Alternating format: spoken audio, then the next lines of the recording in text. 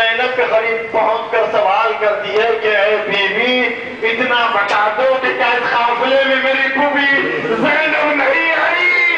زینب نے سر کو اٹھایا، کہا فاطمہ زہرا تم نے مجھے نہیں پہچانا۔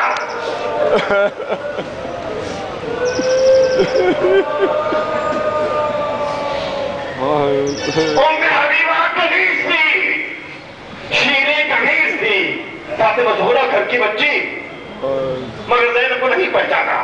منزل اور آگے گزری، خواہش پیدا ہوئی کہ اب گھر کو واپس جائیں۔ گھر پہنچ گئی، جس وقت گھر پہنچی شہزادی اپنے مکان پہنچی ہے، اس وقت جناب عبداللہ گھر میں تشریف نہیں رکھتے تھے۔ گھر میں داخلہ ہوا، سین خانہ میں جا کر بیٹھ گئی، بچوں کی یاد آئی، بچوں کا مکتب دیکھا، بچوں کا بستر دیکھا، بچوں کا حجرہ دیکھا، سین خانہ میں بیٹھ گئی۔ کچھ دیر گزری، بقل باب ہوا، جناب جابر نے، جناب عبداللہ نے دروازہ کھولا، دیکھا کہ سین خانہ میں ایک معصومہ بیٹھی ہوئی ہے، اپنے آپ کو روک لیا، حجاب کیا، دروازے پر کھڑے ہو کر آواز دی، اے بی بی آپ کون ہیں؟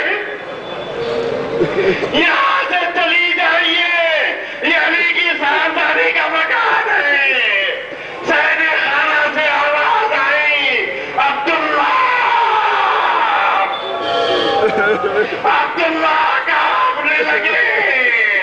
زینب کی آواز تھی، عزیزہ میں گرامی، ام حبیبہ کنیز تھی، شیریں کنیز تھی، فاطمہ زہرا گھر کی بیٹی تھی، ارے عبداللہ تو شریک حیات تھے، مگر زینب پر وہ مصیبتیں گزر گئی، شریک حیات نے نہیں پہچانا، فرد شہادتوں میں شریک نہیں ہے، بلکہ کربلا سے کوفہ، کوفے سے شام، برے ناصر، بازوؤں میں رسیاں، پش پر تازیاں گے، کربلا سے کوفہ، کوفے کا بازار، کوفے سے شام، شام کا دربار، مصیبتوں پر مصیبتیں، وَسَيَعْلَمُ الَّذِينَ أَيَّ مُنقَلِبٍ يَنقَلِبُونَ عَلَى لَعْنَةِ اللَّهِ